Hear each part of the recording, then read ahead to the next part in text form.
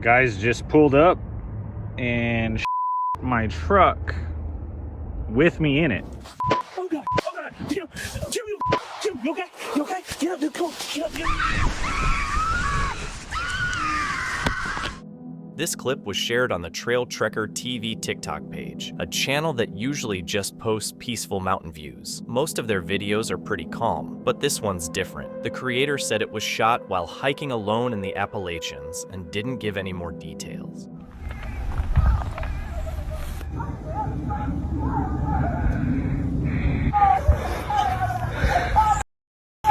As the hike continues, the audio suddenly picks up what sounds like a desperate human voice calling for help. It repeats several times, warped and impossible to pinpoint on camera, but it's clearly coming from somewhere in the woods. You can hear the uploader start breathing heavily, clearly panicked. The clip leaves viewers guessing. Was it an animal mimicking a human, a trick of the mind, a prank, or something much darker? Either way, no clear answer ever came.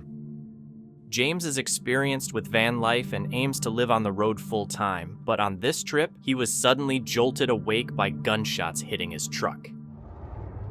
So a bunch of guys just pulled up and my truck with me in it. I was literally sleeping in the back and they it up right there. Yeah, so that was pretty crazy because these guys pulled up and you know, I don't know, I think hopefully it was just a bunch of kids or whatever, but you know, even hopefully, but so I'm in the truck and, you know, these guys pulled up and I heard them pull up and I was like, okay, well, you know, I'm at this building because I was staying at that abandoned place and I'm at this building and man, it was crazy. They just started the truck. He ducked down instantly, heart racing, unsure where the shots were coming from or why. When the firing stopped, James stepped outside to check and saw 8 bullet holes in his window. In it, so I ducked down. I was like, oh my God, like I ducked down. I was like, okay, well, you know, there's the glass, whatever. And then I heard him take off and I just got out and you know, basically got in the front, checked it out, got in the front and drove off because I'm not gonna stay there tonight, obviously not after that, you know what I mean? So I don't know if I'm gonna go down the road or what. I'm pretty far from home. I don't want to have to drive all the way home tonight. But that was pretty crazy. Watch, I'll show you. I mean, I haven't found any rounds yet. They're small. It's a 22 probably, right, or something. But I haven't seen any rounds in here or anything. My truck's a mess. But yeah. So aside from needing a new window, I'm okay. I guess let that be a lesson. You know what I mean? Just be careful if you do anything like this, or a lesson to me too. You know. That was scarier than any paranormal experience or anything like that I could have. That was pretty wild. You know, you're sitting in your truck and it's being like, regardless of whether it's a small caliber or not, that was a pretty scary experience. So you hit it 1, 2, 3, 4, 5, 6, 7, 8 times. Frightened and shaken, he chose to end the trip and return home immediately. This wasn't a horror story, it was real. One wrong move, and James might not have survived the night. Darren and Mike decided to check out a supposedly haunted bothy way out in mid-Wales. They'd heard about some weird happenings and were keen to see it for themselves. After a long hike to get there, they finally arrived and got ready for the night. They tidied the place up a bit, started a fire, and cooked some food as the sky outside slowly darkened. Go inside the gaff now. It's going to be a little bit dark. I'm not joking, when we come in here, this place was an absolute mess. It was awful, and we've just spent 45 minutes giving it a real good tidy up. Right, it's tea time at long last, and it's, geez, you know, it's 20 past 8 at night. So, now is the time to chill, and it's overdue, dude. He's already chilled, look at him. He's gone. So it's cigar time. At first, it was quiet, actually kind of peaceful, but that didn't last. Out of nowhere, there was a loud banging echoing through the bothy. They tried to shrug it off, thinking it was just the wind, but then it happened again, even louder. Houses, and who remembers these glasses? Ray from the 70s, old school, baby. Oh wow. Yeah. What's that? Are you hearing that? I thought I heard something on the window actually. There is a lot of sheep outside, but they're not that tall, are they? Oh, I don't know. Anyway, yeah, we should glass. Yeah, man. So yeah, this whiskey, oh man, it's really good. So it's weird because it's one of the times that I didn't bring any beer.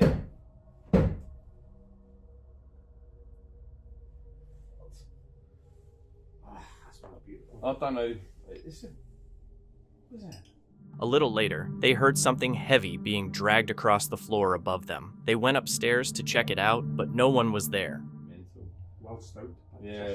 Certainly is.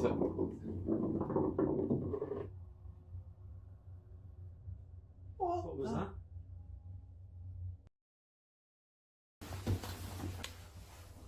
What the? Hold on. This is bizarre. Is that? What? No, you me up.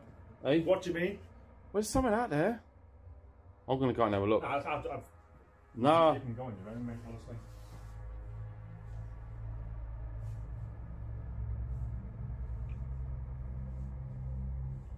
Oh, don't go there.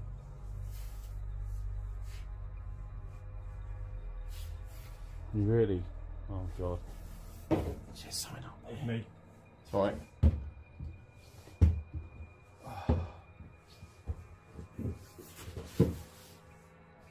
No, there's me thoughts. Right, let me get out there. Definitely. What the hell is that noise?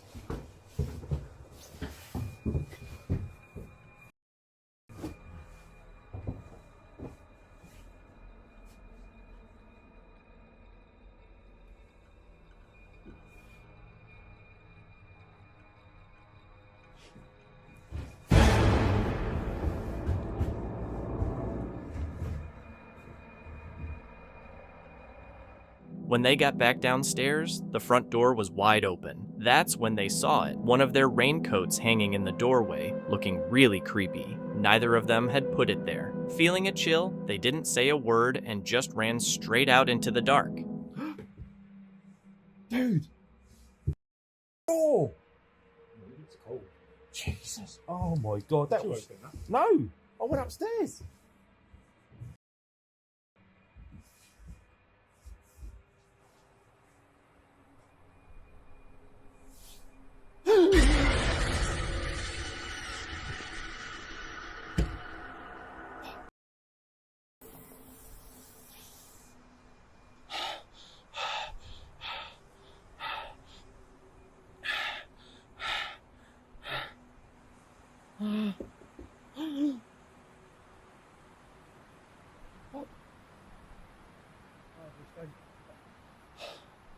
Jesus, dude.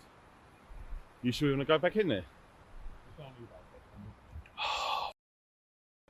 After a few minutes, they mustered the courage to go back inside, trying to figure out what had just happened. But the uneasy feeling only got worse. Strange noises echoed through the bothy, objects started moving on their own, and one of their gear pieces hanging from the ceiling began to sway. Not gently, but like something was actually pushing it. What the? Jesus! This place is doing my head in, man. What is...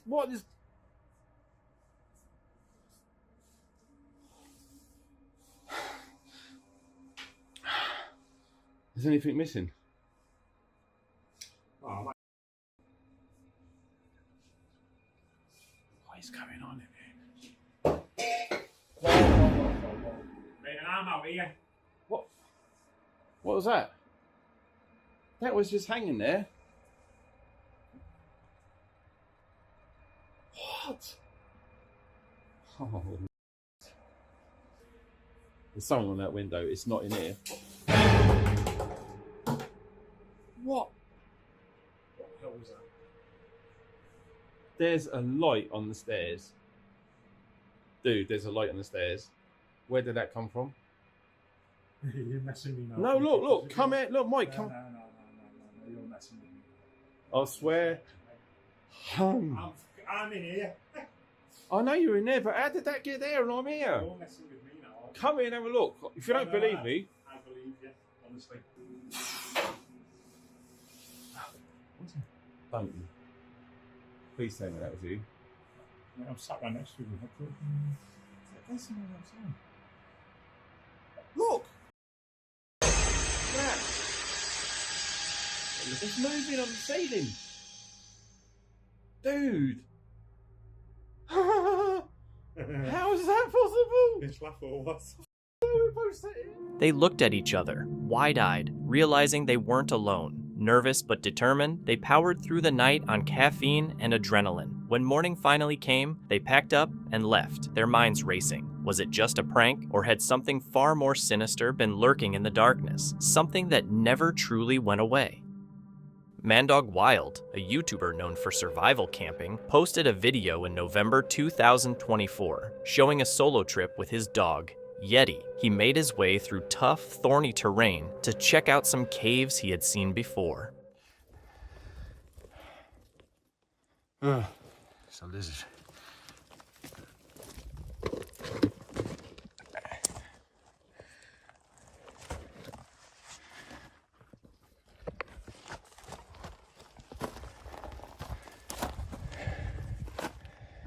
Yeah. Okay. It wasn't worth it. Wasn't worth it at all. The caves turned out to be a disappointment, but the real tension started back at camp. As night fell, he suddenly heard something.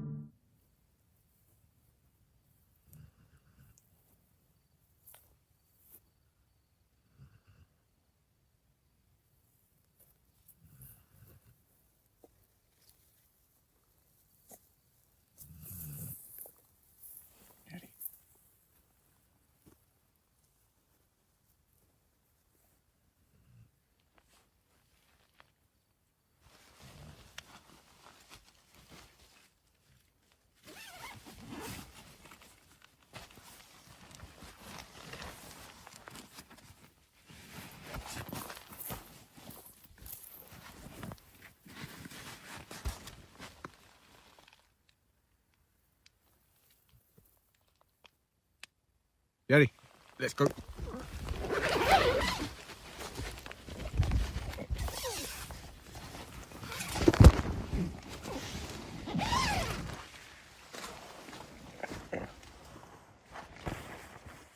Go. Come on.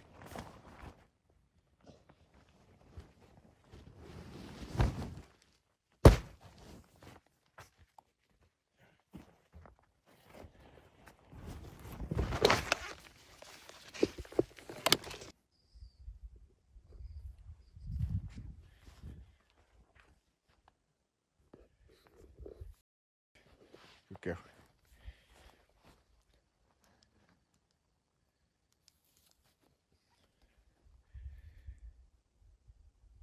I heard footsteps. He heard clear, human-like footsteps approaching his tent, only for them to stop suddenly. By morning, though, everything seemed normal again. Came out here this morning. Seeing if there's any tracks. No tracks. You're not really, it's not the type of ground to leave tracks.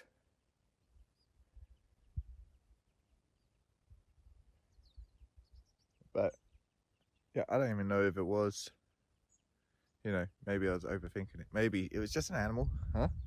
But he can't shake the feeling that something was wrong. Fortunately, nothing bad happened on the trip. Grizzly Gaz is a YouTuber known for exploring creepy, offbeat places with his French bulldog, Fendi. On February 26, 2023, he posted a video about his camping trip in a forest said to be haunted by the ghost of the Lady in White. According to legend, she lived on a nearby farm in the 1800s and took her own life in those woods, and her spirit has supposedly wandered there ever since, haunting anyone who enters. At first, everything seemed normal, but once night fell, things got strange. Around 12 minutes into the video, Gaz began hearing eerie noises echoing from the distance.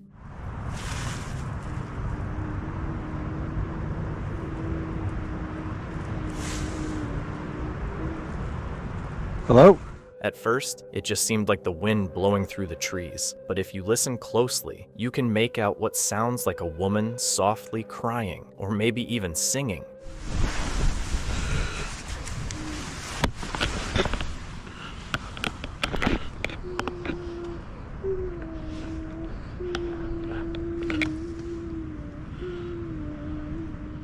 Curious to find out what was causing the noise, he got out of his hammock to take a closer look.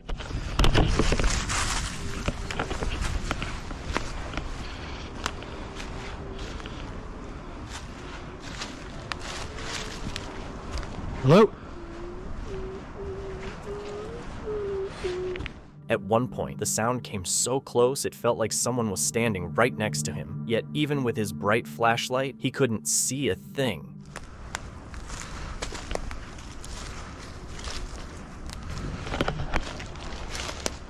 After a few minutes, the sound slowly faded away, so Gaz headed back to camp. But just as he sat down, the crying started again in the distance. When he stood up to investigate, something, or someone, nearly knocked his camera over. Nope. Nope. Nope.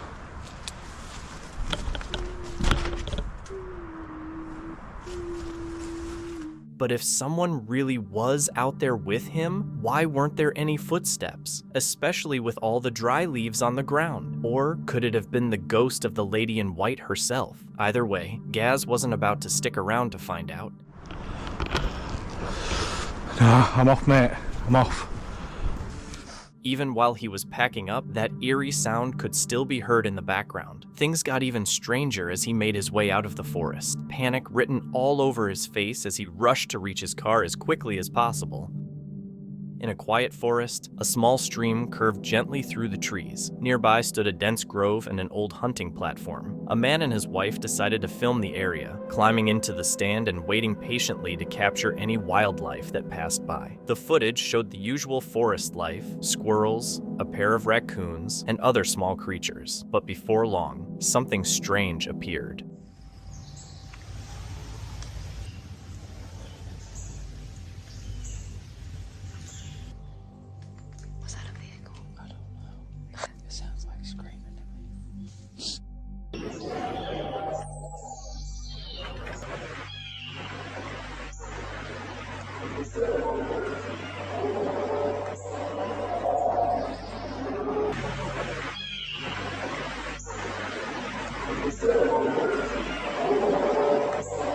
A weird sound suddenly echoed through the woods, nothing like what they were expecting. At first, they thought it might be a vehicle or maybe a motorboat on the water, but it didn't sound mechanical at all. It was more like a scream. Could it have been an animal, maybe a mountain lion, a wolf, or even a bear? No one could tell for sure. The source stayed a mystery. Later, a man named Jim Hammer shared a similar clip online, asking his friends if they had any idea what it could be.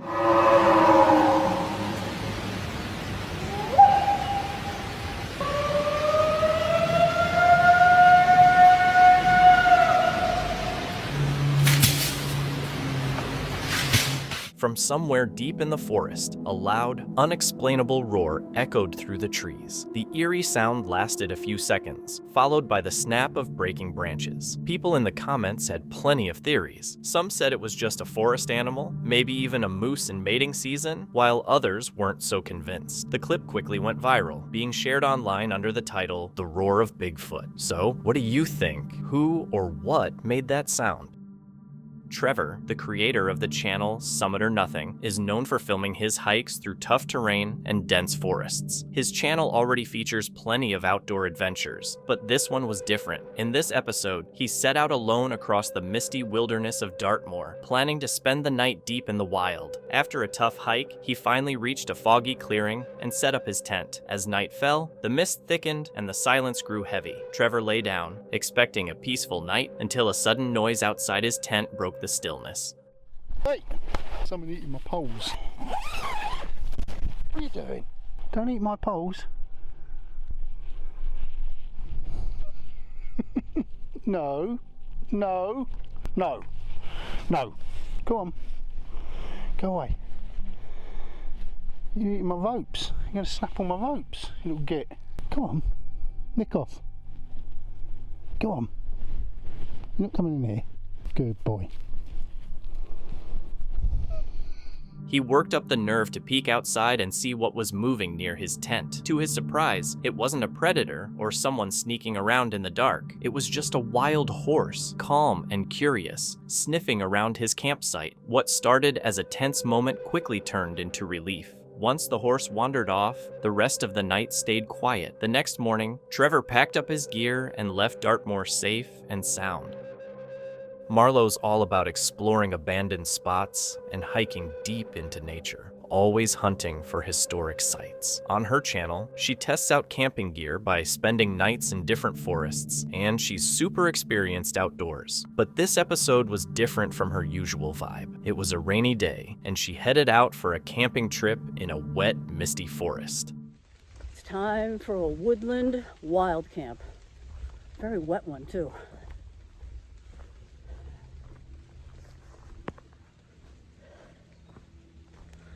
The shelter, when I put it up, it originally came to me without any guy lines.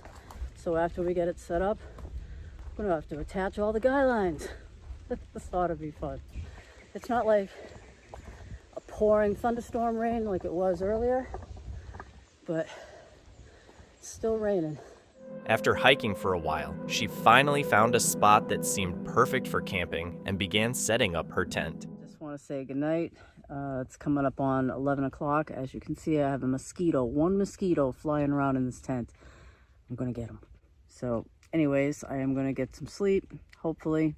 As soon as I get this mosquito, I'll see you in the morning. Good night, guys. The night started calmly, meant to be peaceful with just the sound of rain hitting her tent. But around 2 a.m., she woke up to the sound of something moving around outside her tent.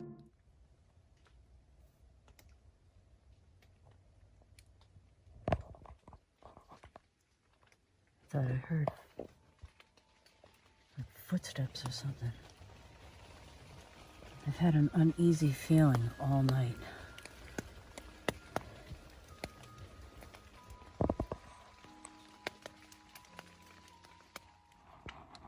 Hello?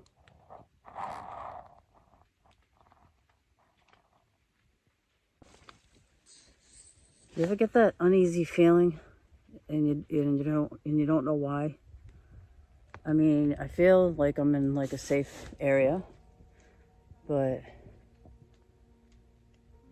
I don't know. I don't know,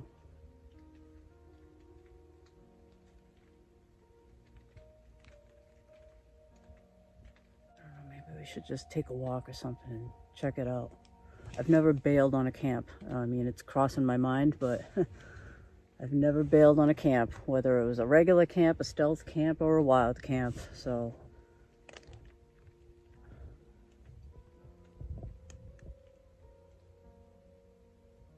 Oh man, I don't feel like getting out. Let me get my boots on.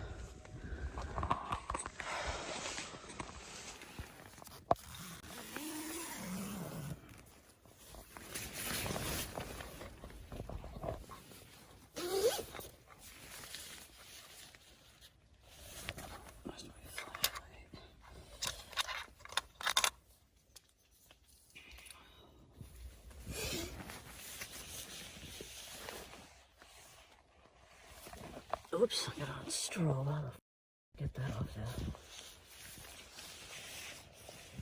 Jeez.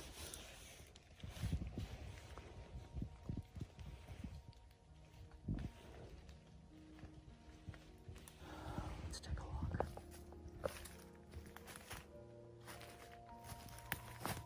Hello?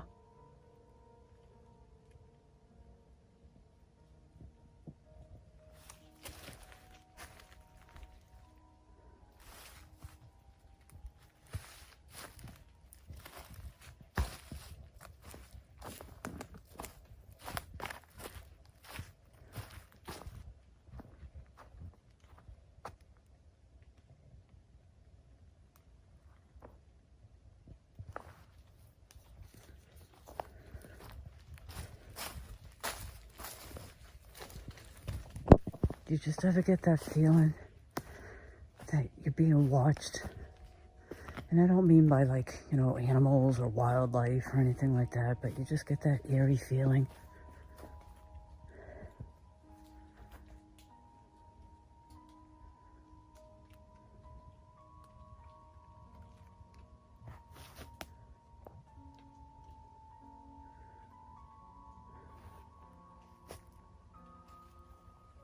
Yeah, well, That's the feeling I'm getting. And I could have sworn I heard, like, you know that when like a branch sort of breaks from like a footstep? She checked around the campsite but didn't see a thing, which really freaked her out, like something was silently watching her or she was in danger. Not long after, she decided it was best to pack up and leave. Oh, sorry I didn't film that. I've never taken down a tent at night before, you know? I've never ever taken down a tent at night before, and it is not fun, especially a wet one. And oh boy. Yeah, I don't know, you know. I've never bailed a camp. Sorry, I'm just like wiping my face. I've never bailed a camp, but I've just got that like negative energy feel or vibe or whatever it is, and I could have sworn I heard like a crunch of a footstep, or it's just eye shine from an animal right back there. But yeah, so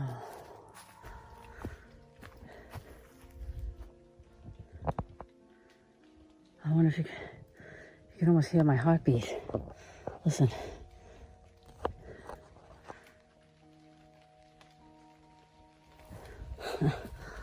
I don't know if you could even hear that. I don't know why I did that, but... Her heart was pounding. She was genuinely shaken. She explained that it was the first time she'd ever packed up and left a trip early. And coming from such an experienced camper, that really says something. Claire knows her way around the outdoors. She's hiked, camped, and handled tough conditions before. But this time, she wanted to push herself even further. 2 nights alone in the middle of a storm. As she set up camp in a thick forest, the wind was already howling and the rain pounding down. Hey, welcome! It's mid-November and I'm out in Storm Bert. It's pretty invigorating. Hey guys, I'm here in Erie. We've got some pretty strong winds at the moment. I found out yesterday that this weather system is called Storm Bert. Hi man! I am only about 100 meters from the road where my car is down there.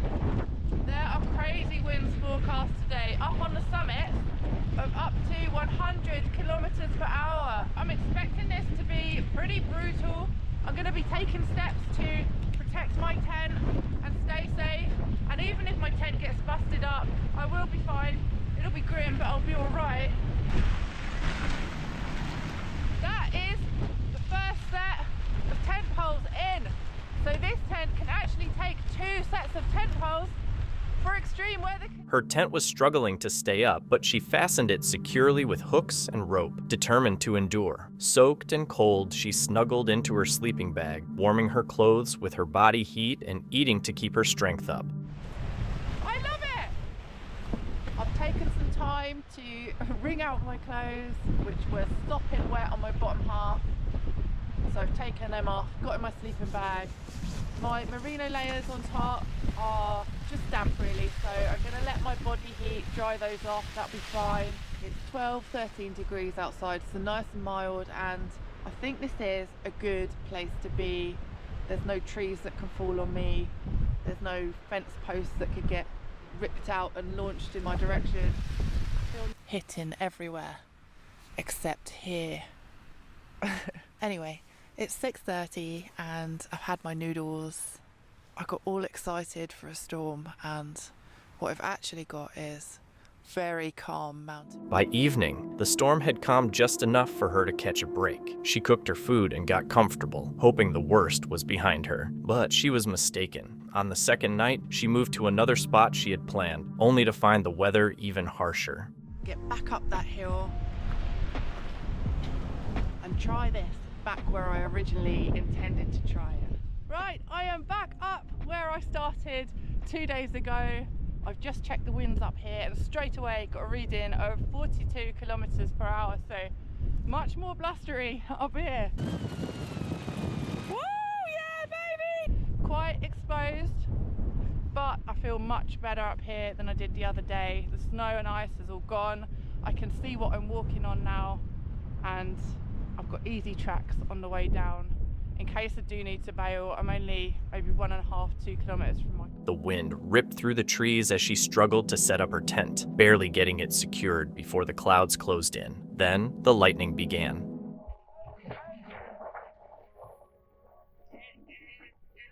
o'clock.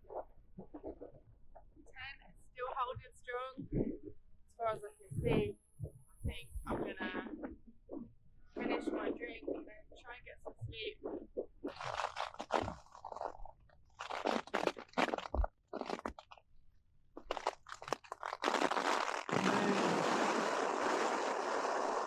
I didn't get that on camera, but that was a lightning strike. One lightning strike hit nearby, then another. The air was electric, and the sky lit up with every flash. Claire began to doubt everything. One wrong move, one strike, and it could be the end. In a panic, she packed up quickly, hiked through the storm as fast as she could, and finally made it back to her car, drenched but safe. I think the worst has passed, but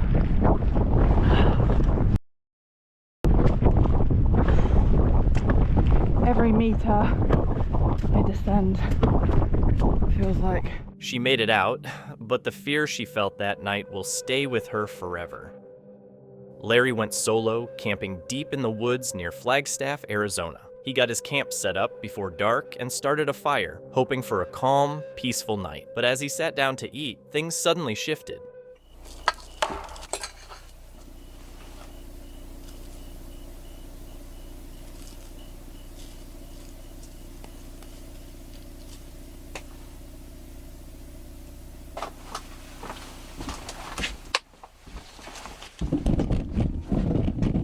Probably just a stick though, like a branch falling out of a tree or something.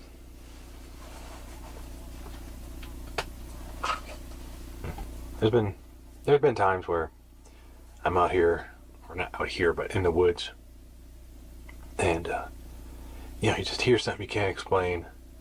I don't know, it just gets your anxiety all worked up. A feeling of anxiety started creeping in, and he tried to brush it off. Maybe it was just the normal sounds of the forest, but while he was sitting by the campfire, something happened. Cow or coyote or something. Like I just want to see something that I could know that it was it, just so I can just drop it. Like I'm trying to sit up. The dogs are fighting.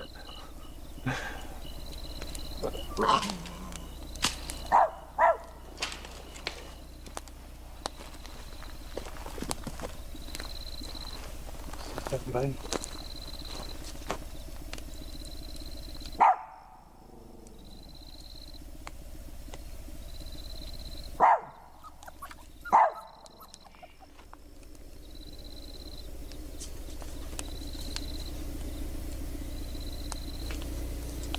Hi. Whatever it was, it caught his dog's attention. The dog stood there, staring quietly into the trees. Even with the nerves and the unsettling sounds, he made it through the night safely. Killinick, aka Port Burwell, is way out in northern Canada, at the northeastern tip of Nunavik. It's a wild, icy place where the Arctic Ocean meets the Hudson Strait. Beautiful, but tough to survive. Polar bears are everywhere here, quietly roaming huge distances for food. Running into one isn't unusual, and it's always dangerous. In this clip from Northern Lights, an Enoch hunter from Nunavik shows just how close things can get. While chilling in a tiny cabin, a polar bear comes right up to the weak barrier separating him from the animal.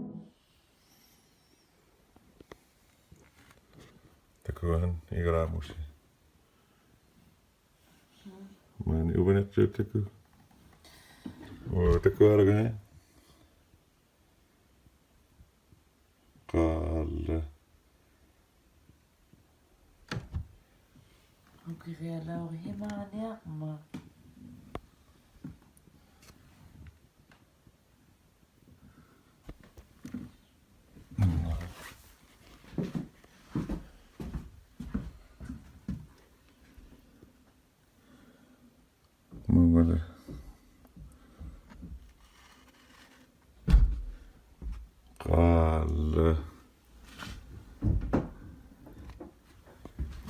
Suvi. See ya.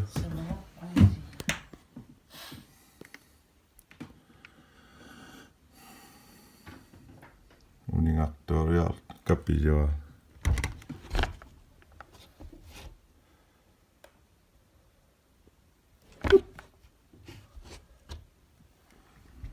The quiet of the wilderness gave way to the undeniable presence of a top predator, a reminder that out here, humans aren't really in charge. And it didn't end there. By morning, the unease returned. An even bigger polar bear showed up, curious and completely unbothered by the people inside the cabin. For a moment, it felt like the encounter could start all over again. Only this time, the stakes and the nerves were even higher.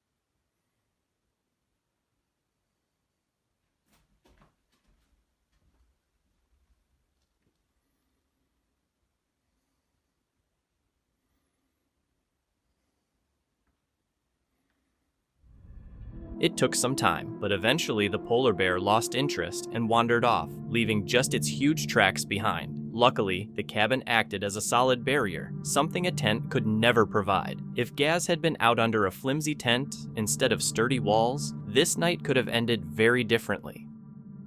This video from 401 Files shows the host doing a solo winter camp in Dalby Forest, North Yorkshire. The area is known for weird stuff like UFOs, strange lights, cryptid sightings, and even stories of animal or human mutilations. The host picked this spot not just for the camping challenge, but because of its creepy history and mysterious vibe. Today to a place that we have explored before. This was last year, and it's a place that has dogman sightings, creepy stories and evidence, cases of human mutilation, animal mutilation, UFOs and extraterrestrials, and everything in between. Right from the start, conditions were brutal. The freezing temperatures made it hard to even handle the camera gear. Still, he pushed on, drawn by the forest's strange history and the eerie energy surrounding the place. The snow-covered landscape was quiet and unsettling, giving the whole scene a haunting feel. He was completely alone, except for his dog, Willie. But even having his dog there didn't make the place feel any less creepy.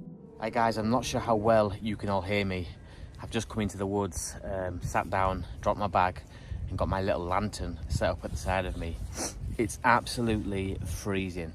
The forecast did predict that the temperature would be dropping significantly as the night progresses, but my God, it's extremely cold. I've not even checked how cold it is on my phone right now. I'm trying to preserve the battery as best I can so I can get the filming done and you know, use this as an emergency point of call if I need to. Hopefully, fingers crossed I won't, but yeah, it is extremely, extremely cold.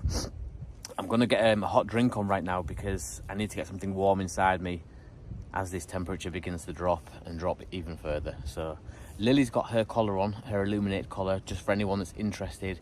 The colours tonight is green. Last time we had red, tonight it's green. So if you do see any green lights running through the trees behind me, it's likely to be Lily.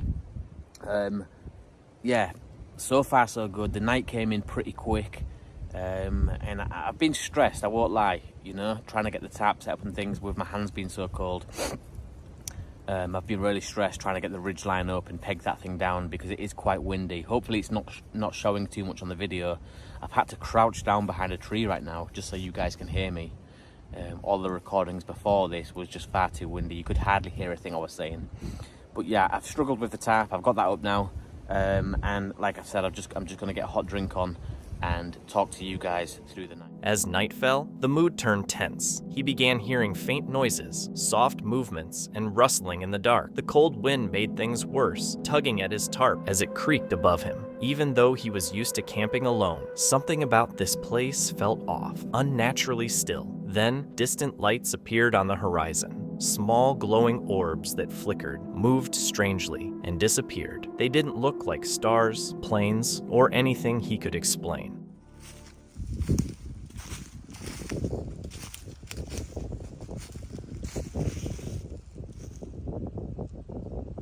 There's some lights over there in the distance. I'm not sure what that is.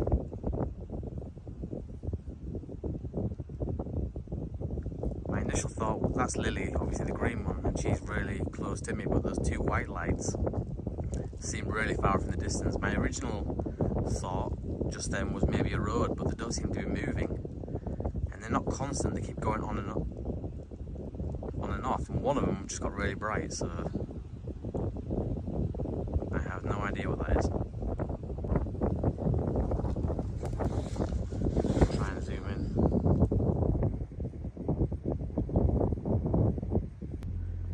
I have no idea what that is.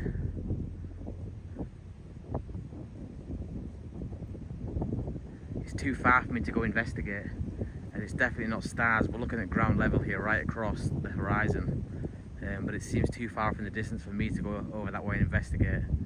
And holding my hands out like this with the camera, I'm struggling because they're so cold. But yeah, I have no idea what that is at this point. Wow. The lights hovered in the distance, too far to see clearly and too dim to identify, then vanished behind the trees. He captured part of it on camera, but the cold made filming difficult. Surrounded by dark woods and limited light, he felt isolated and watched. He mentioned the forest's strange history investigated by Tony Dodd, who reported animal mutilations and odd sightings, adding to the uneasy atmosphere. I've said this before, but I'm really going to quickly just throw this in there once more, is that when I'm filming like this, the light on the phone is shining at me, and that's why I'm illuminated. Granted, I've got this little lantern in my hand right as well, this little thing here. But the downside to that is that behind the camera right now, I can't see anything. It's pitch black. And so technically something could be stood only a few meters away from me and I would have no idea. That's a terrifying thought. What made the night so tense wasn't one big scare, but the steady buildup of unease. Each time he faced the camera, everything behind him was swallowed in darkness. He couldn't see what was out there, only hear it. And in Dalby Forest, silence never truly feels silent. Just looking up through the tree canopy right now, and I can quite distinctly see the Seven Sisters, the Pleiades constellation. And whenever I'm out and it's a clear night, that is always the constellation that I tend to gravitate to, because in my opinion that's where they're coming from. You know, there will be many other constellations out there where life forms are leaving and returning day in, day out, no doubt about that. But the one that keeps cropping up, if we go off eyewitness testimonies and abduction claims, is the Pleiades constellation. You know, a lot of these people come back and report that these beings come from around that area. So I always look up at that and just think, that is where. As night fell, he looked up at the Pleiades, a star cluster tied to alien stories. The peaceful moment felt uneasy, as if something was watching. He later fell asleep, but the strange lights and sounds remained unexplained. In Dalby Forest, it wasn't ghosts or creatures that felt unsettling, it was the heavy, watchful silence of the woods. This chilling video comes from Northwest Wind, a YouTube channel that focuses on solo wilderness camping, survival, and cryptid exploration, often with a psychological or introspective twist. On July 10, 2025, after spending 2 humid nights camping alone and trying out Bigfoot summoning rituals, Sam is suddenly woken around 5 a.m. by distinct, deliberate knocks on the trees from the hillside, eerily similar to the ones he had made himself the night before. most active Bigfoot zone in Pennsylvania right now, and tonight we are going to try and summon Bigfoot to this campsite. So it's the last night of my trip at this lovely campsite. I've been out here for 3 days. Very moist, tired, flummoxed. We've eaten good, we've slept not good. We are out here in north central PA. I don't want to give away the state forest that I'm in. It's also along a very popular watershed with fishing and recreation and all kinds of stuff. Very, very isolated, but also a very, very big draw. If you're looking for Bigfoot and Sasquatch sightings, there's a very big concentration of those in this area. I'm out in Pennsylvania all the time. I've only had one encounter in Pennsylvania where I was not sure what I had encountered. It was something that's a human. It was a noise that I could not explain that sounded very ape-like, like but also from far enough away that I had no semblance of really what it was or what it looked like or how big whatever it was from the top of a ridge in a steep river valley, kind of like one I'm in now. Since I've already been here for 2 days, camp is already set up. I filmed another camp last night. Tent set up, bed stuff. I slept in it last night. We've got the Yeti cooler with we got some burgers and dogs. So we cooking Frankie. You know, like Uncle Frank from Home Alone. With camp all set for the last night, Sam lights a cozy fire and decides to try something new, attempting to summon or attract Bigfoot.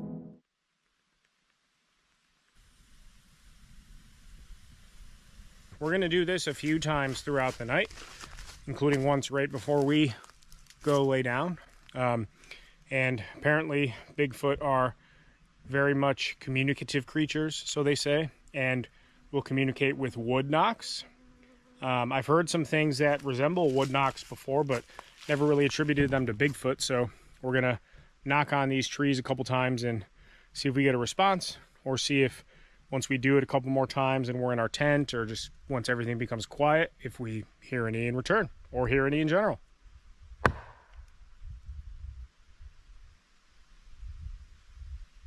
This state forest is 145,000 acres. All mountainy, hilly river valleys. If there's going to be something in Pennsylvania, and there's this many sightings per capita, why would this not be a great place to encounter one?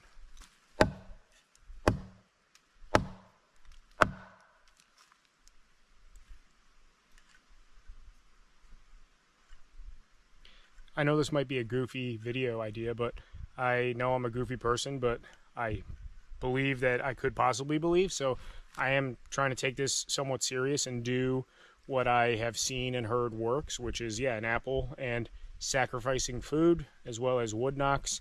We're going to clack some rocks together, and we're also going to do some whoops. Do some whoops right now. I'm going to do my own best version. Whoop! Whoop!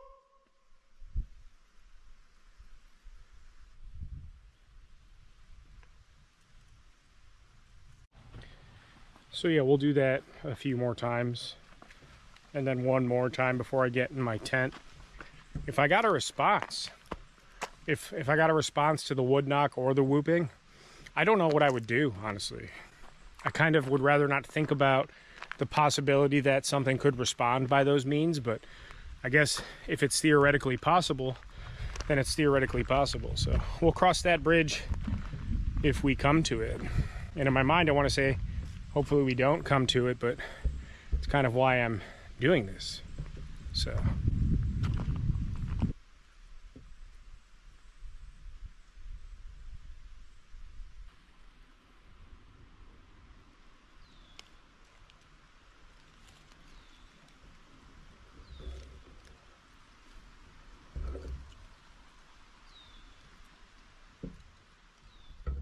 He starts trying out various methods said to attract Bigfoot, from knocking on trees to leaving out food, hoping to make some kind of contact.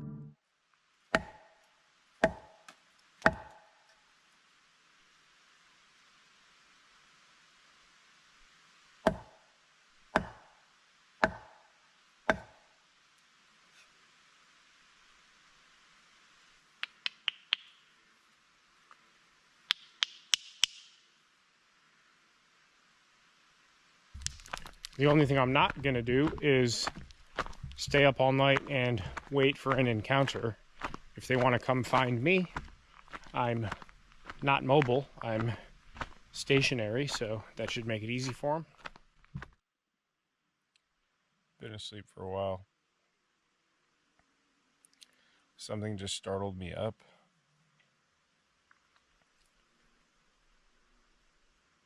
I don't know what it was that woke me, but I was having deep, vivid dreams. And all of a sudden I was just wide awake. And I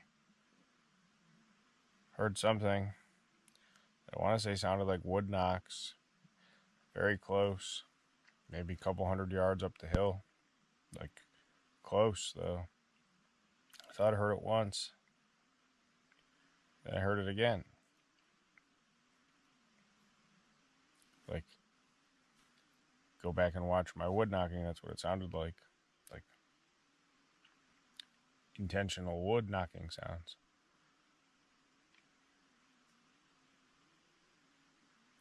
I haven't heard it since, but it's 100% what it sounded like.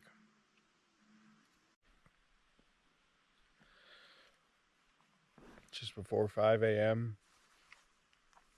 I've actually been sleeping pretty good tonight. I did wake up to pee a few times and heard those knocks. Thought I heard what was, I don't know if it was just a growl of something, but something made a noise. But nothing that felt anything close to like, it was like a, but it was like not a 7-foot tall hairy man sound. It's about 5:30. Light enough out right now where I'm just going to get up, bite the bullet. I think just laying here for 40 more minutes-ish until my alarm goes off is not going to do me any good, so we're going to get up and start the day. It's pretty well light outside now, light enough for me to get some stuff done, check on the hot dog and the apple, and go from there. So unless Bigfoot's coming to try and see if I'm going to cook him breakfast, I think we're going to go ahead and say that he did not like the way that I smell and taste. I think we're going to have to stick to the fact that whether he's real or not, I'll have to try again another day to prove that.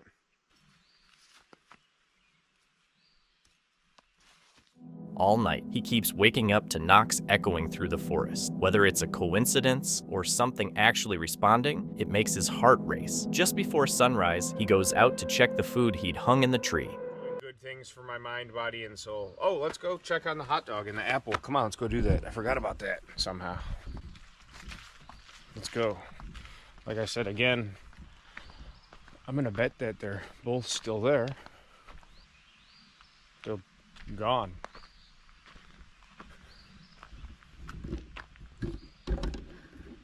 Well, that gives me the Willie McGillies. They're both gone.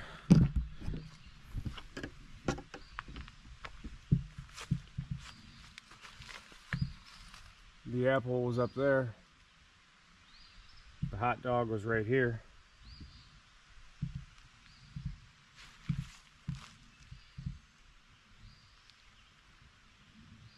That gives me the creeps, big time.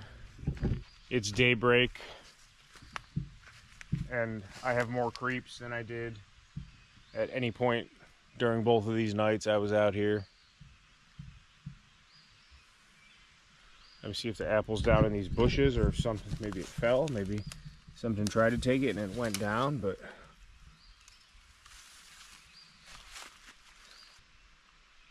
I just got like a chill down my spine. When he arrives, both the apple and the hot dog are gone, completely vanished. Along with the knocking sounds from the tree, it sends a shiver down his spine. While an animal could have taken the food, the timing feels almost too precise. Whether one believes in Bigfoot or not, something was clearly out there that night, enough to make anyone pause and reconsider. Welcome to Woods, UK, a channel all about bushcraft and wild camping. It's run by a solo camper who likes to keep things simple, living off the land, cooking his own food, and roughing it deep in the English woods. On his solo trip, he planned to hunt and test a new lightweight shelter, but what he ended up capturing was something he definitely didn't expect. Thank you for joining me back in the woods once again. We're going to be staying in a low profile shelter in the middle of the woods for 24 hours, hunting my own dinner hopefully.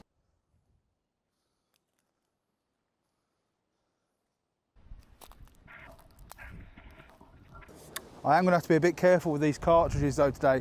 I've only brought 4 out with me, so my really will depend on whether I go hungry or not tonight. Sometimes it is nice just come out with minimal gear. It makes things a little less stressful, I believe.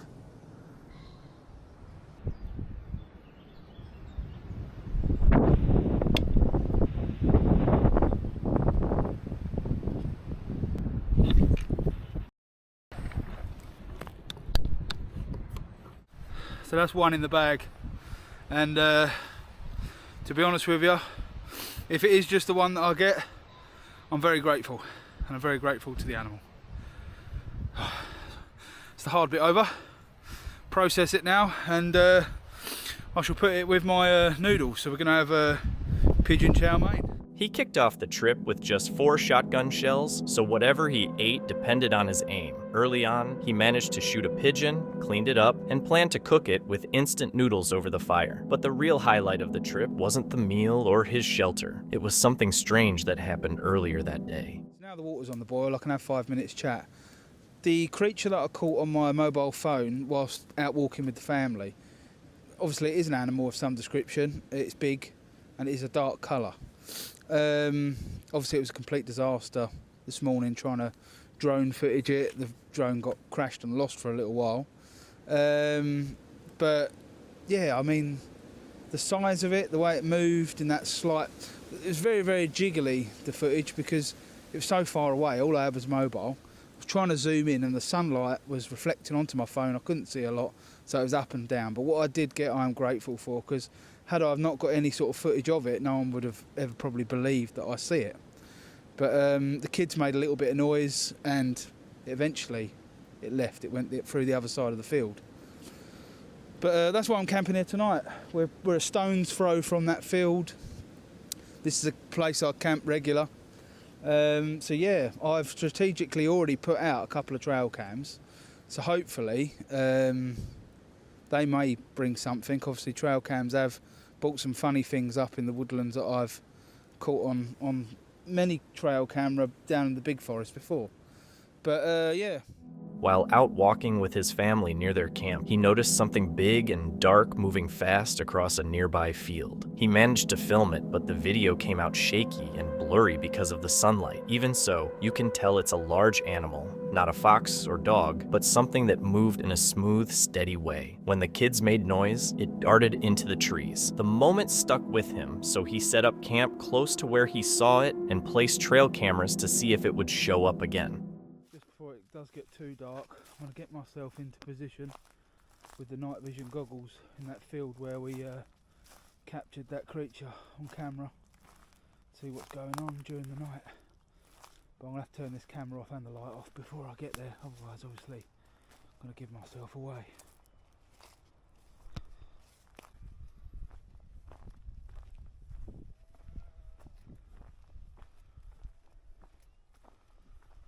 I definitely don't think it was a fox, and there's definitely no dogs that should be over in that area poaching or not poaching.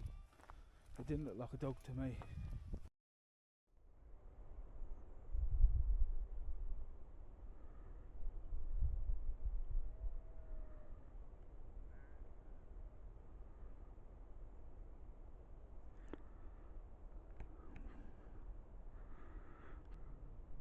There should be no dogs over here whatsoever.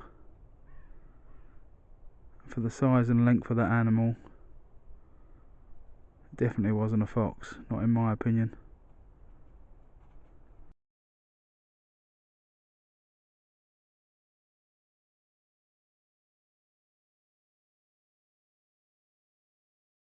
So I'm just on my way back into camp now. There's nothing about, obviously, as we thought. You don't get lucky twice, do you? So I'm going to go back and enjoy the rest of my campfire and my evening up here. The wind is still pretty high, but yeah, we'll just hope that the rain holds off. We're not due any, but like I say, we're in the UK and you can never guarantee the weather. So see you in a minute. As night fell, he used night vision goggles to check if the creature would return, but saw nothing. No eyes, no movement, just wind and darkness. Back at camp, he admitted such sightings rarely repeat. Though his footage was blurry, it added to reports of black panthers and other big cats seen across rural UK. Farmers, hikers, and hunters have all described large dark animals moving silently through the countryside. But whether they're escaped pets or something else remains unknown. On August 1st, 2025, Paul Sinclair, the voice behind the Truth Proof channel, released a video. What began as a casual scenic update soon shifted to documenting a disturbing incident, adding to the growing list of unexplained events across the Uku-Take-Kri. Known for investigating strange lights, paranormal activity, and other mysterious occurrences, Paul has earned a reputation for grounding his storytelling in real locations and first-hand witness accounts. In this video, his camera captures the wind-swept cliff tops near BMB, East Yorkshire, with the sea stretching out behind him, continuing the style of his previous work. We've just got a sunset at Bempton tonight, and we might be doing a paranormal update later.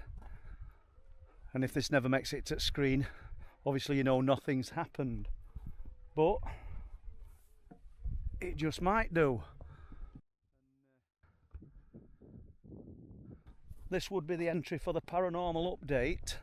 Obviously if this makes it to YouTube, you know something's happened and you're going to hear something. If it doesn't, we just delete it. But I didn't think I could not show you guys this amazing, amazing sunset. And we'd need to be a little bit further up to get full benefit of that, but we'll just put up with a lot of swallows about. How good is that? And there's Ian and everyone else up there, and I'm going to have a walk back towards them shortly, and I'll be updating you guys if and when anything happens in the next 2 or 3 hours. As daylight began to fade, Paul mentioned on camera that nothing unusual had occurred so far, but he decided to film a short segment anyway, a decision that would later prove significant. Walking along the narrow cliffside path, he encountered Gary, a bird watcher who had spent the day observing the skies from the high vantage point. Their conversation started casually, as is typical among people who frequent the same remote spots, but quickly took a turn when Gary recounted a strange sighting he had experienced in 2017, a story Paul had never heard before. Though Gary mostly stayed out of frame, he agreed to share the details on camera, providing a rare first-hand account that would soon steer the video in an unexpected direction. Yeah, my name's Gary. I'm going to put it like that so that it can pick you up the audio, because I never expected to bump into somebody. Hi everyone, Paul Sinclair here, Truth Proof. Well, I've just bumped into a guy who's been bird spotting for a day, and he's just heading home. And Gary's just told me about something that you saw, but where was it, Gary? So yeah, the encounter, it was at Walsden in Todmorden area, sort of just on the Yorkshire-Lancashire border. It was like one evening, I was just looking out of the skylight of the house that I lived in at the time, and I saw this orange light actually emerge out of the hillside. So it actually came out of a hill? It came out of the hill itself, yeah. How high was the hill? Probably about 15-20 feet. Right, and it definitely came out outside of it? Came out of the side of the hill, yeah. The hill's a bit of a strange sort of feature in the landscape anyway. So it's not a burial mound then? I don't think it's a burial mound. It's got a double conical shape. So it rises, falls, and then rises again. Okay. And it came out of came out of the hillside, yeah. I'm just putting it on helicopter as you're talking, no, nothing else. It was so surprising. Yeah.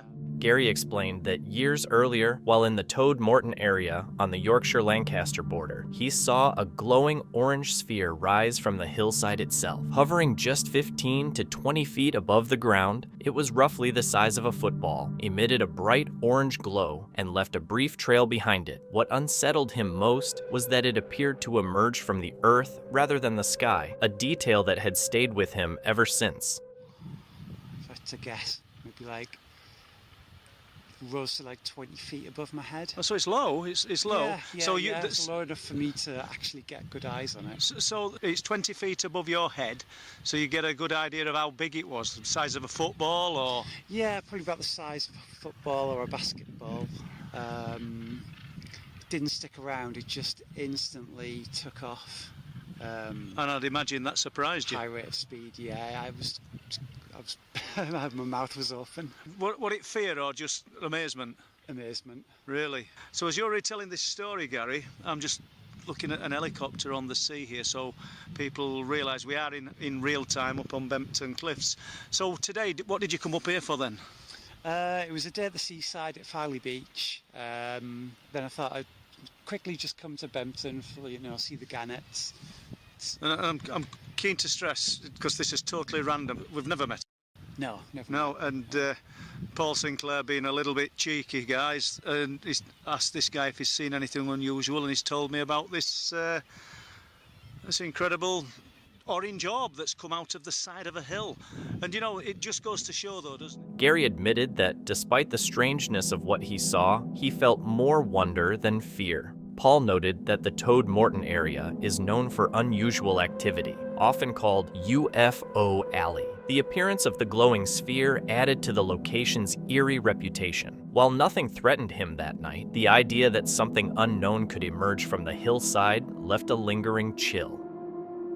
The Ghost Theory team headed to the Welsh countryside for their investigation, targeting a centuries-old Grade 2 listed mansion steeped in history and mystery. They arrived as the summer sun set, casting its final light over the sprawling estate. Moving cautiously through the overgrown grounds, mindful of security cameras, they took in the scent of wild grass, damp earth, and aging stone. A local mentioned the mansion had been occupied only 6 months earlier by the owner's daughter and now stood abandoned, its dark windows silent as night fell. Welcome to Ghost Theory. In this episode, we investigate inside a Grade 2 listed mansion in the Welsh countryside. Now, we haven't actually heard any ghost stories about this place, but the fact that it's 200 years old made us wonder if it was haunted, so we went to go and check it out for ourselves. We are currently outside of a massive mansion, quite frankly. Well, the estate of the mansion, which means we're not actually outside the mansion. Well, close. But basically, the estate's just there, and then there's a mansion in the estate. It is an estate, That's yeah. But yeah, and the estate is in a state as well. It's just in the head of the estate. Yeah. And we've actually just spoken to a local, which is something that rarely ever happens. Quite frankly, when we come across people, they tell us to piss off. Yeah. And we just come across it. We parked pretty much next to us, taking dogs for a walk and whatever, and he's actually told us how to get in there, because he used to go in there when he was a kid. Yeah. So if you are watching this, thanks for that, because yeah, it's genuinely helpful, because I think we were going to get seen because of the cameras. And this apparently was lived in 6 months ago by the daughter of the person who still owns it. So, but that's empty now, so he thinks it's got nothing to do with them. So they might not be interested that we're here anyway. The team entered through a narrow, hidden doorway beside an old garage and bunker, stepping into a once grand estate now in ruins. The air turned cold and heavy, replacing the warmth outside. Spent shotgun shells covered the floor, and a single light glowed in the dark, casting uneasy shadows and raising doubts about the mansion's abandonment. Inside, they found large rooms with peeling walls, sagging ceilings, and a lone clock on the floor. Some floorboards were torn up, likely by metal thieves. In the lower levels, a maze of tunnels and secret corridors revealed the mansion's hidden past. What I find quite weird is all the little bits and bobs actually still left in here, considering how long this has been abandoned. Yeah. And this has always just been a mansion house, as far as I know. Why is there just the clock in the middle of the floor? Oh, it's strange. Where do we look first? In this house. We're doing it. What is that? Oh my god, this place is actually quite horrendous, isn't it? Oh. Seriously? There's shotgun shells on the floor. They look quite new and there's a light on. Oh.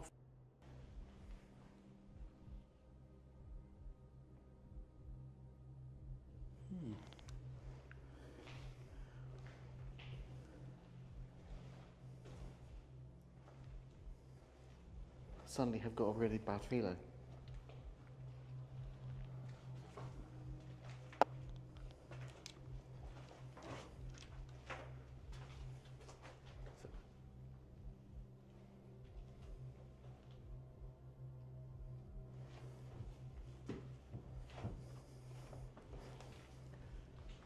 All the floor's gone. I've just got a bad feeling. Yeah. Obviously.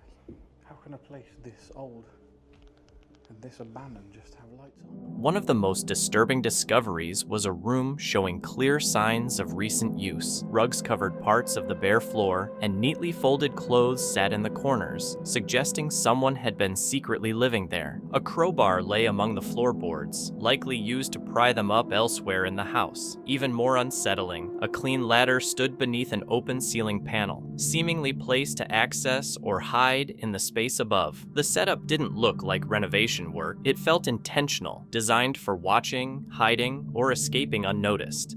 Hello?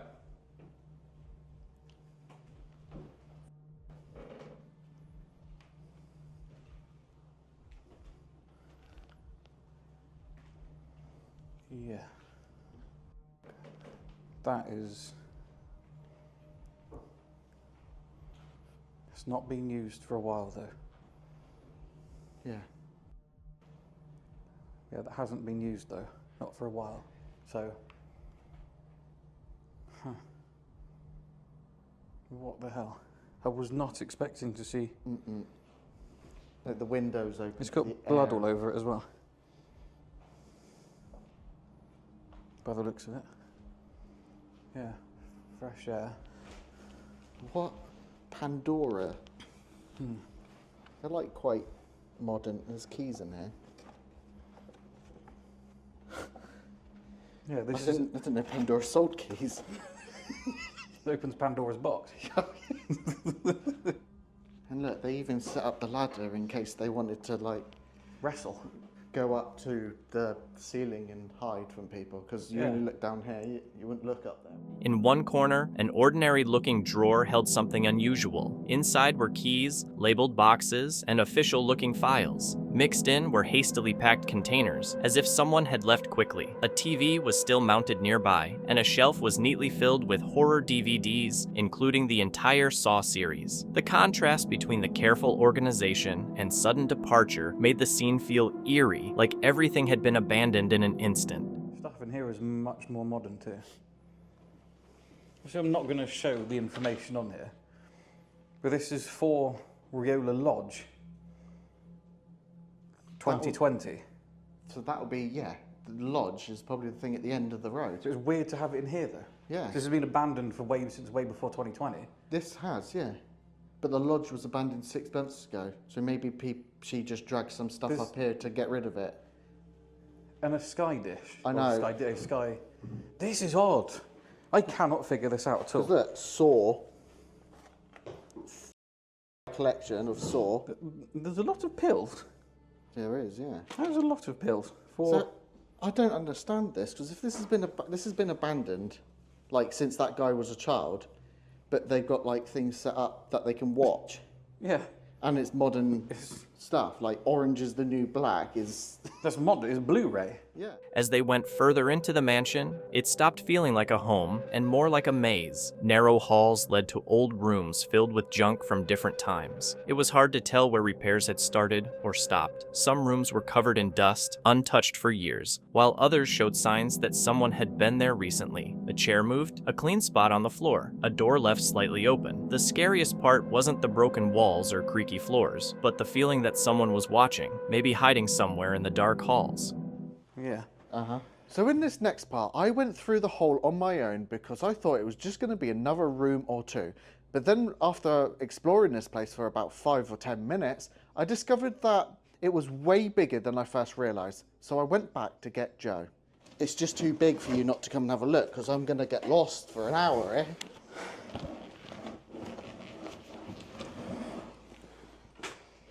This looks safe. It was this bit here that really, really gets me, because this, so yeah, this is used by 2021, but it's quite, look how modern that is, in some ways, like modern, but... Yeah. It's been updated, isn't it? Yeah. And you have got the stairs that goes down here. What the hell?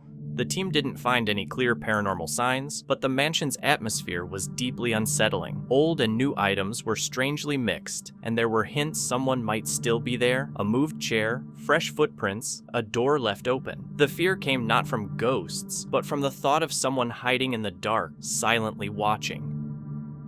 On November 19th, 2024, the YouTube channel Rambling On uploaded a video that began as a calm walk through Ireland's remote woods in search of future camping spots. But as the hike went on, the peaceful mood slowly shifted to unease. Moving through tangled roots and damp, mossy clearings, the creator described his process for picking wild campsites. The air was heavy and still, and the deeper he ventured, the forest felt less like a place to visit and more like something lost in time. Hello, welcome back. Just out looking for a few camping spots this morning.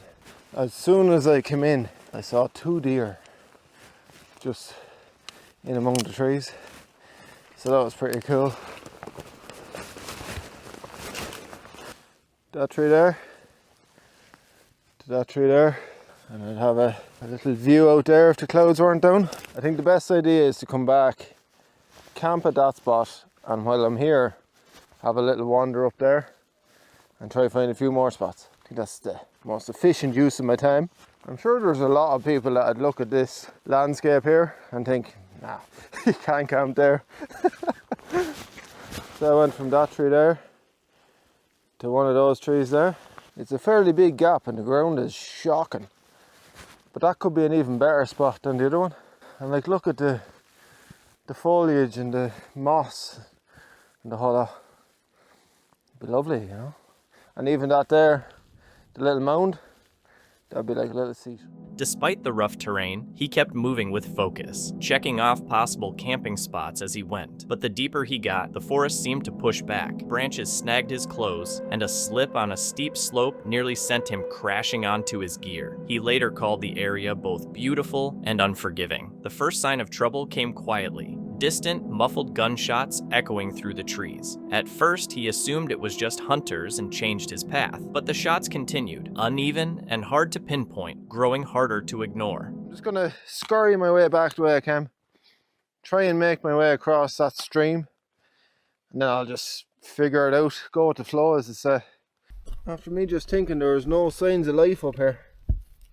I've been up here a very, very long time. And I was just sticking up in the ground, just like that. Oh, there's the handle off it. Huh. I just heard 2 more.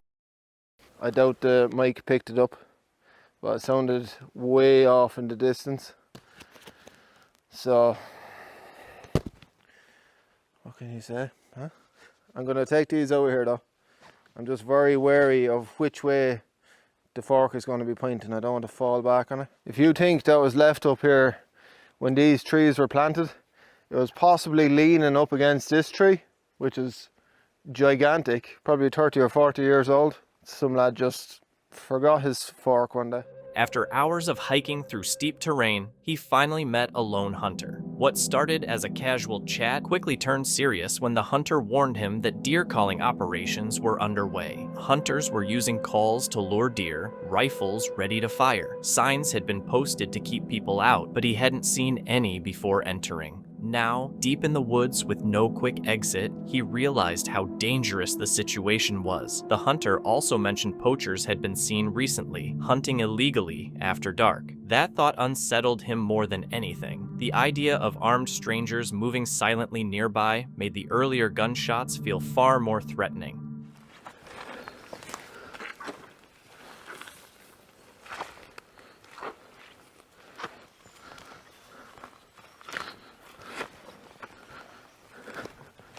Water source, handy to know. I just came up out of the woods, bumped into a hunter that was walking past, and he said, "How long have you been up here?" I was like, I'm up here a while now, you know. He said, "Did you not see the signs on the way in?" I said, "What signs?" So they obviously have signs on the entrance to the trail that I didn't see. And yeah, he basically just said for the next few months during hunting season, they're going to be up here culling deer. And, you know, it's not the safest place to be. Plus, he said they found evidence of poachers being up here. So they're out here hunting at night time. And them boys there have to be out here by 11 o'clock in the morning, unless they fell a deer, and then they have all day to extract it. So it's just a risk coming up to any of those spots that I'm after finding. In fairness, I don't know how I missed that this morning. The YouTuber stayed calm and carefully made his way back after learning about the hunting and poachers. Though nothing frightening happened, he realized how close he'd come to danger and reflected on how easily a peaceful hike can turn risky.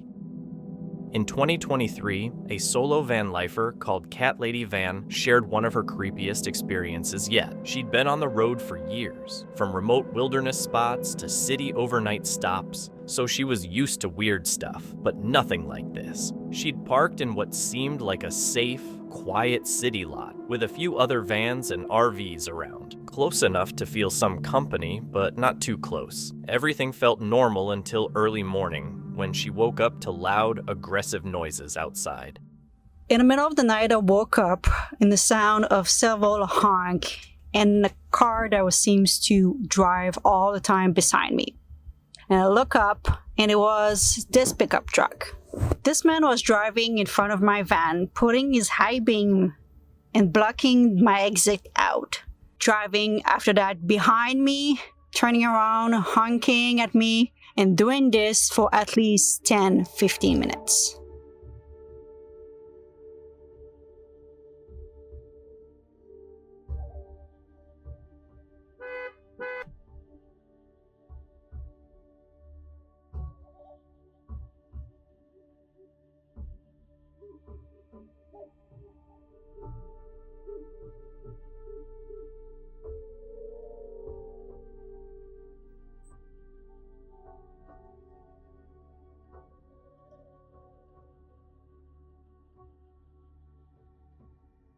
Honking, and he's just parked further into the parking lot, and I don't know if I should move or stay here.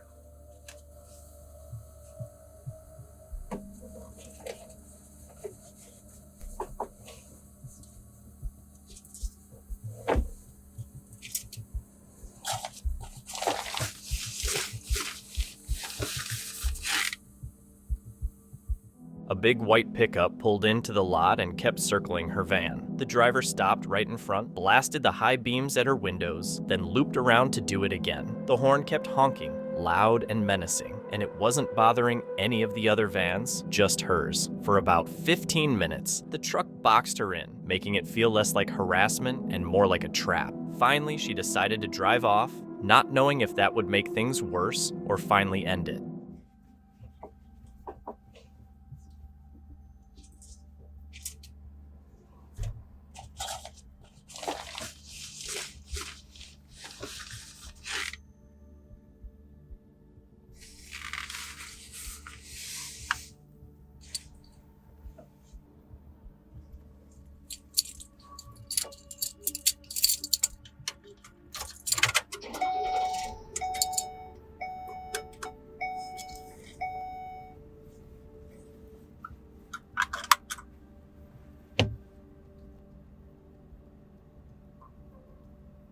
Alright, I don't see the van anymore.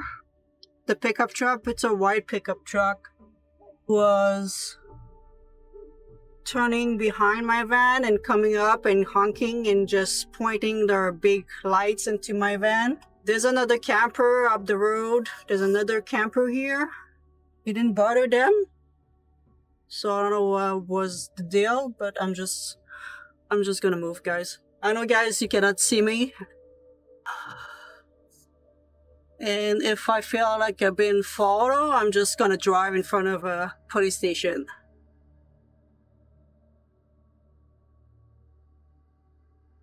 We're gonna go, we're gonna drive to a completely different town so we don't get arrested, we don't get bothered again later. She drove quietly for nearly 20 miles to another town, stopping only when she found a spot by a police station. There, she finally felt a bit safer. Who the driver was or why they singled her out is still unknown. Maybe someone recognized her from social media, had a problem with van lifers, or it was just a case of mistaken identity.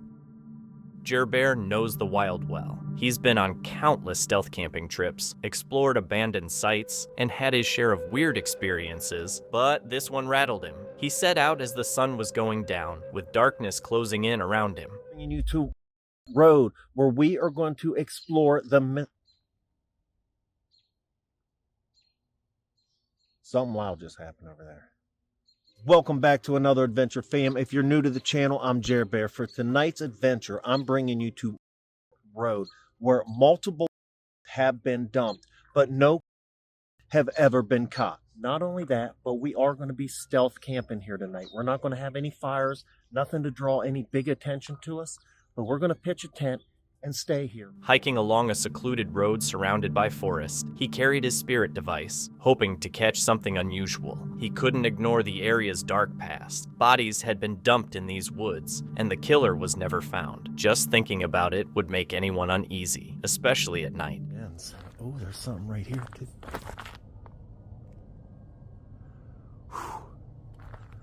That bat scared me. A loud squeak.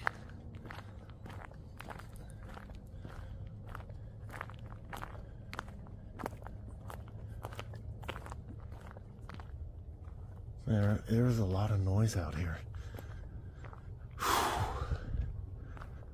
This feels a little insane. Oh, do I see a light down there?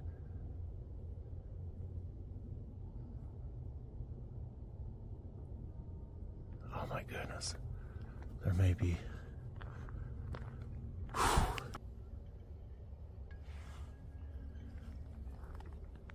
Man, this thing takes forever to load.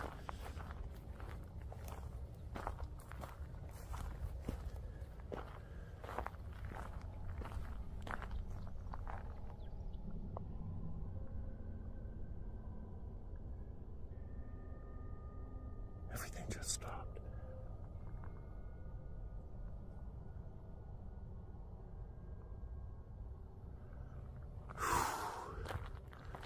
This is insane. This was crazy. With each step, the tension kept getting worse. His device started picking up some activity. Was it the victims reaching out? I was actually talking to an officer who reminded me of that spot. That's what's got me out here. And he had told me of a deputy that was found back here as well, along with somebody else. Now, I didn't find that anywhere written yet, but I was told that.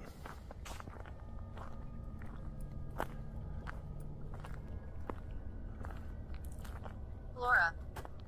Laura. Laura. Oh boy. This is ridiculous. Eric. I can tell you this place feels extremely intense. Yeah, that's a good.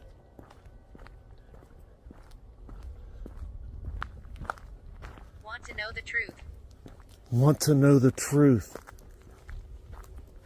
Yes, that's sort of what we're trying to figure out, actually. Because none of these horrific crimes were ever solved. Now, I'm not going to reveal the names of the girls out of respect, because crimes were never solved. And yeah, I just... Help us. It says help us. And it just don't feel right, so... He went back to his truck and drove closer to another crime scene. When he got out, his camera started acting weird. Something felt wrong. Later that night, sitting in the truck, he heard it. Sounds outside and whistling. Guys, so we're at the spot, I believe, where the one teenage girl's body was found. It's by the oil well here. Now, like 800 yards from here, then, another teenage girl was found within that month. Like a month later. So now we're up to like 4 bodies in a year. Man, I don't even want to get out of the truck here. My camera has shut off multiple times since sitting here, and I got the frickin' willies like no other. Does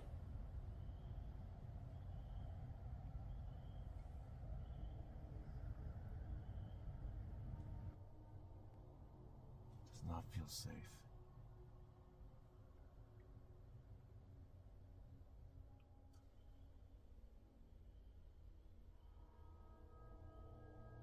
I just heard. Sounds like something walking in there. Something walking.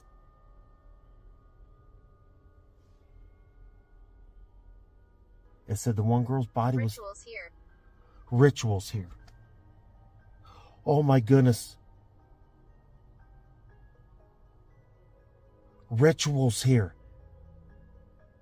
Oh, I don't even want to think about it. Oh man, I feel so bad right now. That really just made me sick in my stomach. I just heard a whistle. Whistling.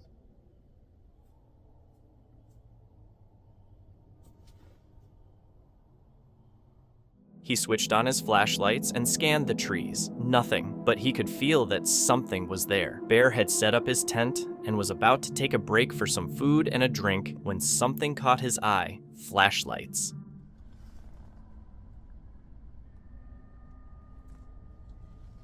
What is that? I was just about to lay down. Did you? You guys hear that? Man, this is freaking terrifying.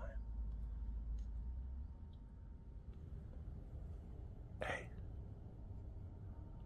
there's lights out there. I just seen a light out there. Look. Oh, no, no, no, no. Please, no. There was never even a vehicle. Oh, crap. Multiple people. At least 2. Oh, no, no, no, no, no, no, no. At first, he thought they might be hikers just passing through, but then he realized they were coming straight toward his camp. His stomach dropped as he watched them move slowly and deliberately. Something felt wrong. These weren't fellow campers.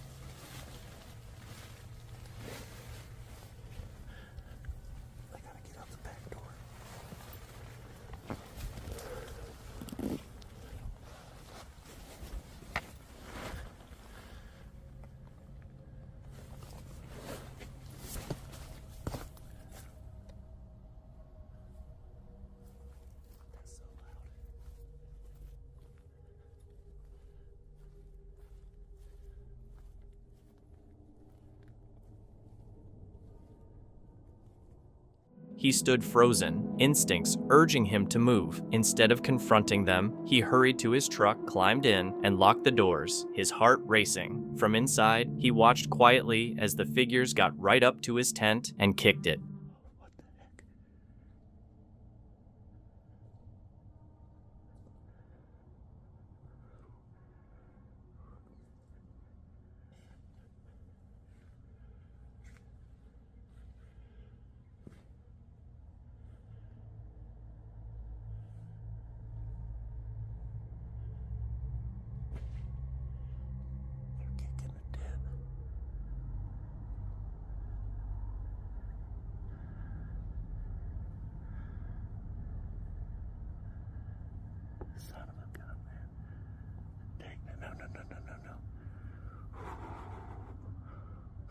Bear held his breath as the figures started heading toward his truck, but just as suddenly, they stopped, turned around, and vanished back into the woods.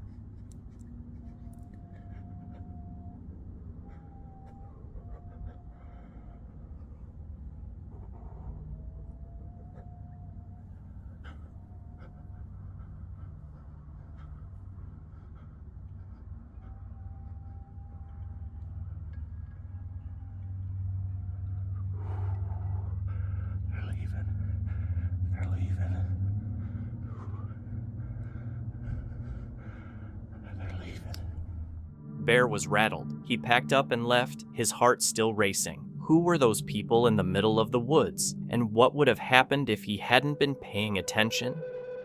Davy's Dash is all about simple goals done the hard way. Getting outdoors, testing gear, and coming home with a story to tell. In this video, Davy finally gets his chance. With the weather changing in southern Ontario and some new gear to try out, he hikes 5 kilometers out of town toward Crown Land, aiming for a quiet night under the open sky. The plan is straightforward. An easy walk, a stealthy riverside camp, dinner by the water, and sleep. But as night falls and the forest slips into darkness, that plan starts to fall apart.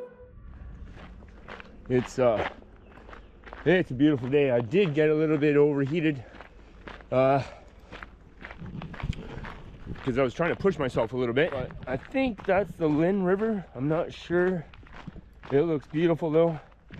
So what we'd like to do, like look at this little spot down here.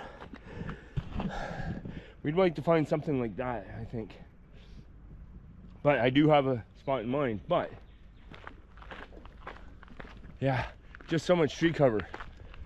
I do have the drone on me so that I can scope out where I am and what's around me for this kind of stealth camp.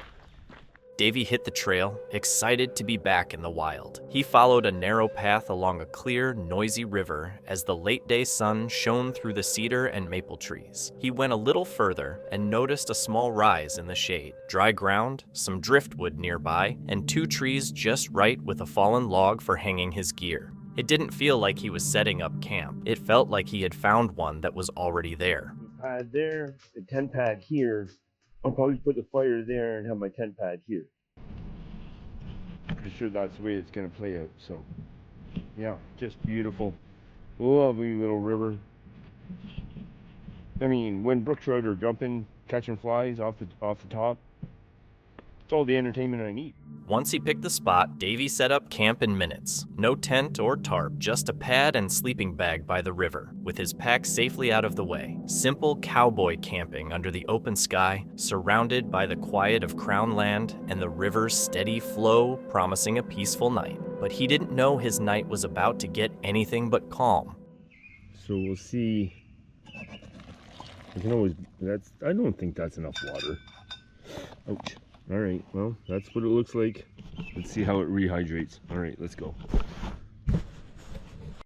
You know, as soon as you turn on the camera, the action's gonna stop. But the fish in here. So here's my sleeping setup. There's the creek, like, I'm right on it.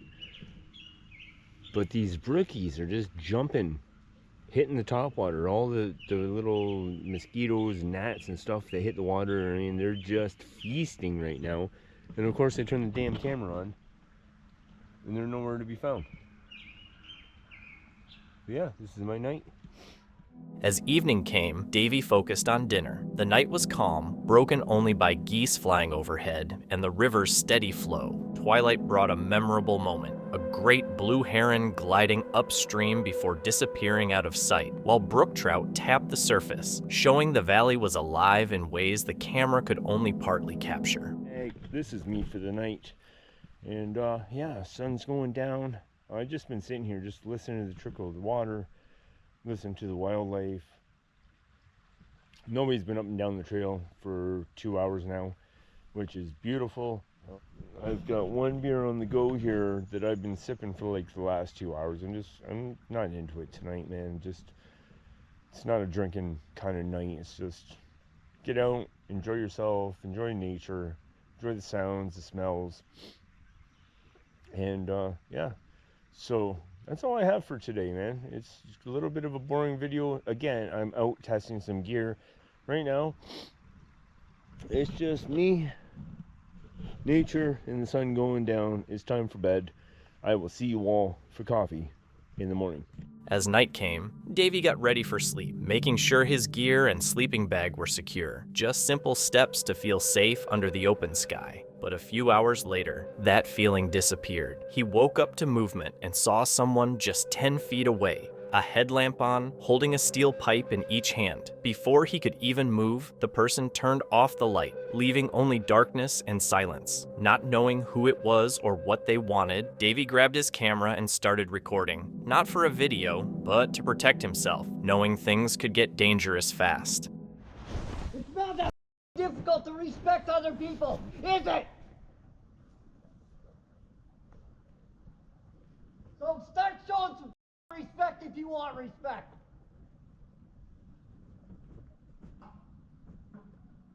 Do you need my light to help you get out of here? No. No? You know how to get out? Would you mind just giving me a few minutes? I'm still in my sleeping bag. Why are you in your sleeping bag? You knew there was somebody in a tent here. You knew that. Do you think they're going to feel comfortable falling asleep in the middle of the night with a stranger 20 feet away? Do you honestly think that? The answer is no. And you wouldn't feel comfortable either, would you?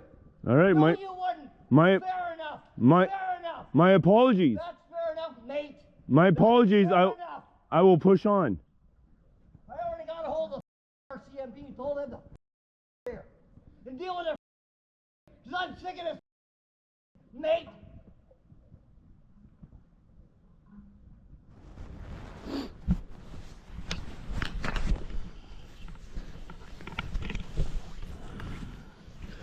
No, that's the homeless guy.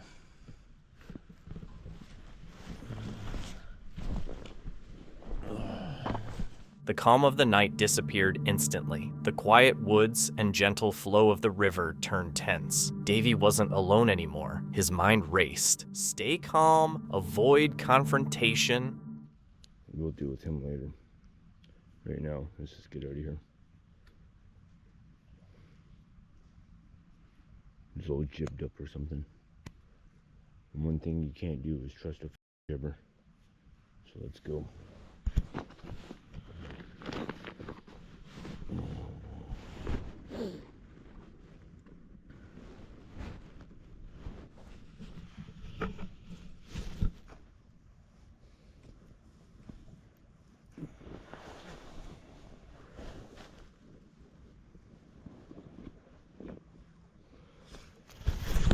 Have my family.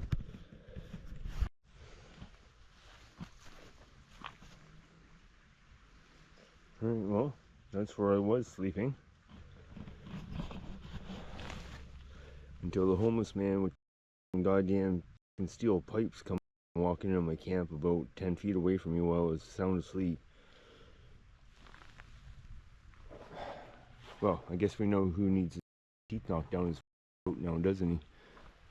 But that will be a battle for another day. That is not our concern tonight. Our concern tonight is being somewhere safe and getting some kip. So, alright, well, I guess we're shoving off. But that had better watch the because all I should do is just got up and throttle him. But again, he had two steel pipes in his hand 10 feet away from where I was sleeping, and yeah, that's not gonna work for me right now, so it's just Adrenaline took over. He packed up camp as fast as he could, not carefully, but urgently, making sure to keep moving instead of causing trouble. Every step was tense and uncomfortable, but he knew the most important thing was getting away and staying safe. You're gonna need to sleep tonight. I need to sleep tonight. So we're looking at 11 o'clock and being pushed on by two steel pipes. Oh. Just kinked my ankle into something. Alright.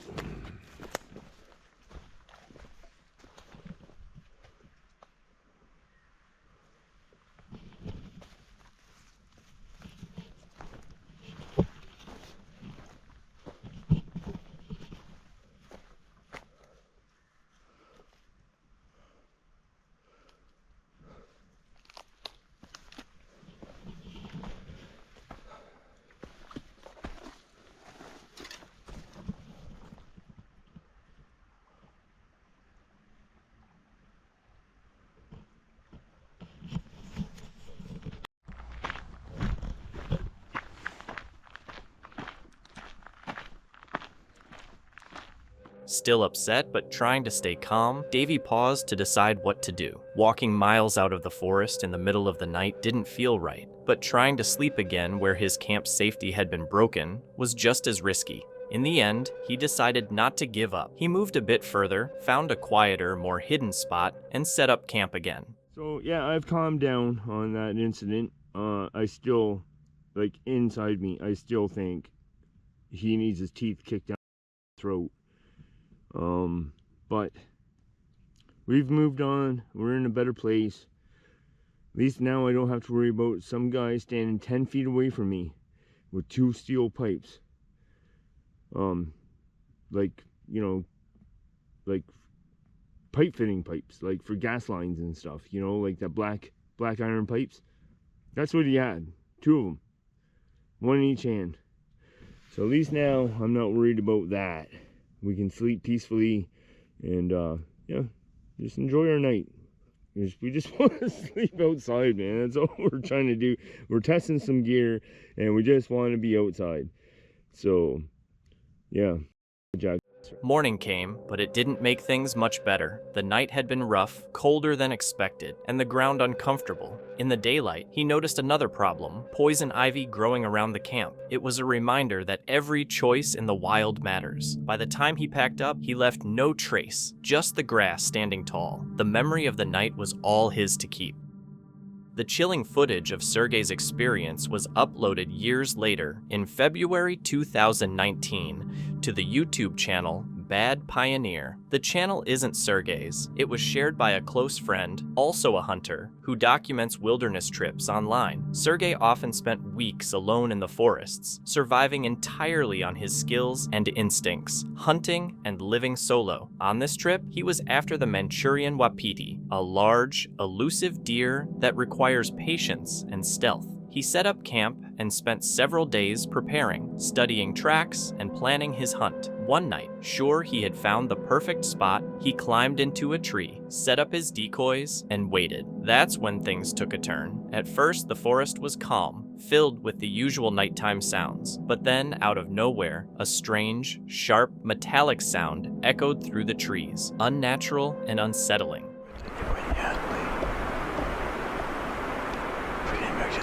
Часа ночи, стук такой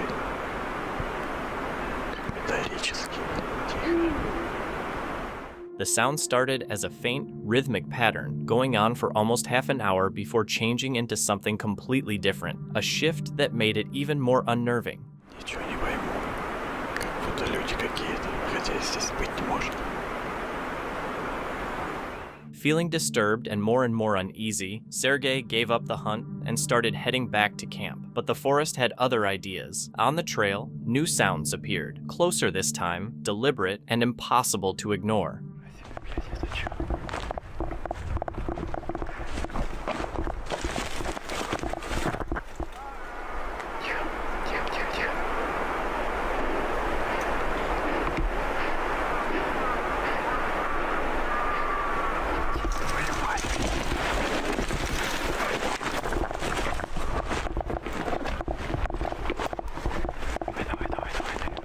Trying to ward off whatever was stalking him, Sergey started a fire. The crackling flames should have been comforting, but instead, they made him feel uneasy, marking his location like a beacon. Branches snapped and moved around him, as if something was circling just out of view.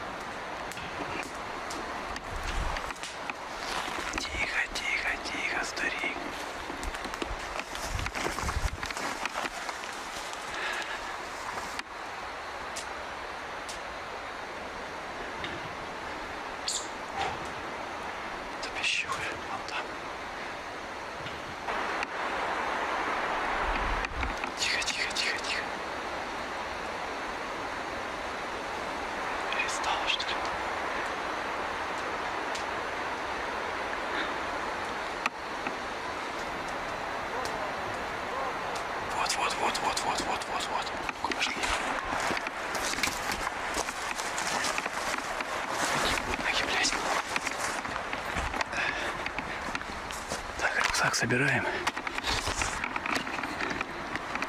Растаскивай головешки. Тихо.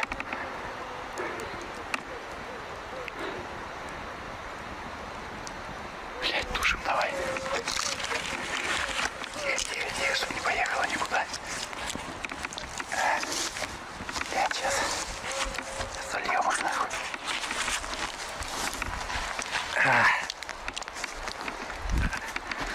Фляжку давай, блядь.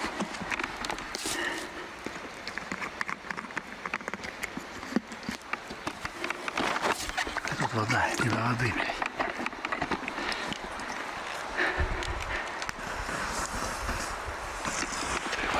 Заливай. Заливай, блядь.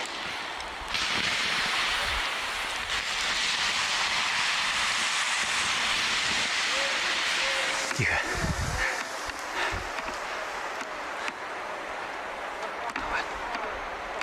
Давай, не ссы. Быстрее, блядь.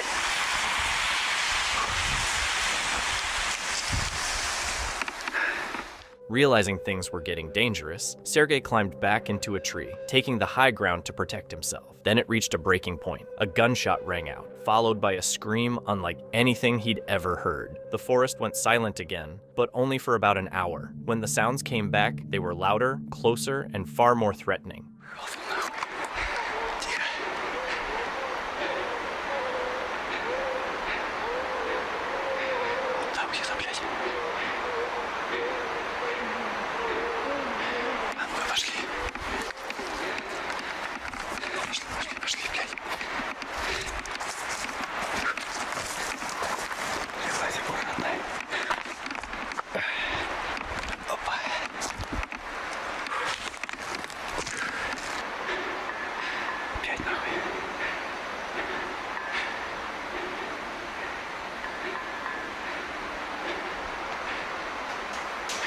О-о-о.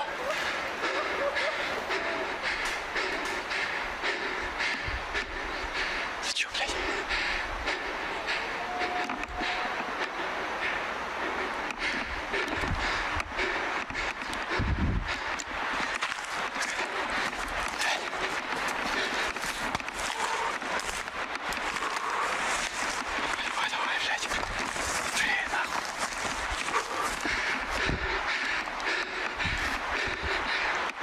Давай, блядь.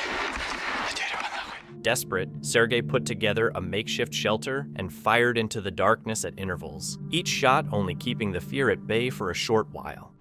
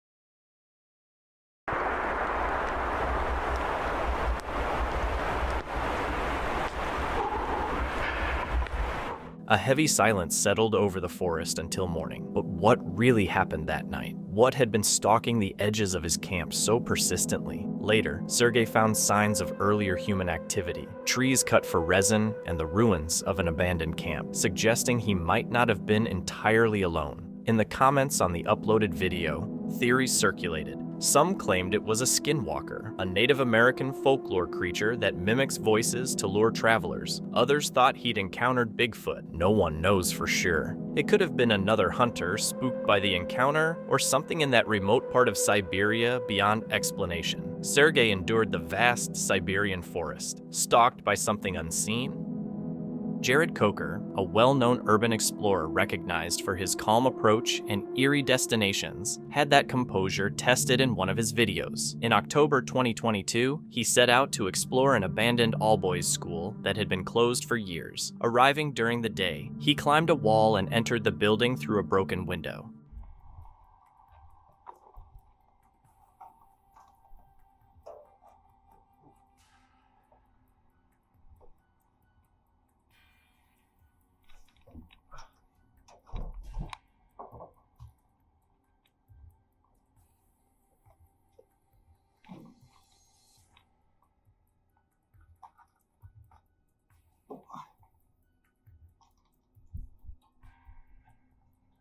Oh wow. I can't believe that actually worked. This school is a pretty average size, so there'll be plenty to cover. I do wonder if that city utility vehicle is still down there. That would have been right on that side. This is just so weird. I don't understand why this happens. Like, I've seen this in 3 other schools I've been to already in this area. All of them have some weird window blowout like this. What is that? Either way, you can see the layout. There's a wing over there connecting these 2 wings together. Every classroom seemed to tell its own story. Old desks, peeling paint, and complete silence. Then, without any warning, a man suddenly appeared. Down a hallway, but it's still basically like we're outside. Oh, hey. Hey, what's going on, brother? How you doing? Documentary too? Yeah. Man. How did you get in here? Oh man, they got all types of little secrets up. Really? I jumped up to the 2nd floor using one of the projecting, like... Oh, are you serious? Yeah. Well, don't get me on the thing. Are there really, Oh, I'll blur your face, don't worry. Oh, okay. Are there really openings down there? Yeah, the window's open down there, but listen. Man. Oh, I'm sorry, yeah. You gotta just really be quiet because a lot of people around here. Really? You found some Okay. homeless people, all of that. I'll be quiet. The meeting lasted just a few minutes. Jared's heart pounded when he spotted a stranger in the doorway, leaving him momentarily frozen in uncertainty. Fortunately, the man posed no threat. He was simply a drifter. Before departing, he mentioned that some homeless people still lived in the school, leaving Jared with an uneasy feeling as he pressed on with his exploration. Okay, y'all, so that guy was really friendly. And if you didn't catch what he was saying that there's actually a really easy way. I guess there was an open window down below. I just didn't see it because that utilities vehicle pulled up. So that kind of forced me to take the hard way in. So I guess I did that for nothing, but hey, it's all good because at least I'll be getting out of here easy. Yeah, there's a lot of stuff left in this one too. I don't know how much of our little conversation I'll leave in, but the guy also said that there's other homeless people camping out around here. Yeah, they mostly piled in all their old desks and stuff into some of these rooms. He finished the exploration unharmed, but the memory stayed with him. In those forgotten upper floors, it's impossible to know who might be waiting around the corner. At times, it's the silence that creates unease, and other times, it's the sudden voice of someone completely unexpected. Thank you so much for watching. Don't forget to subscribe and hit the notification bell so you can stay updated with our latest videos.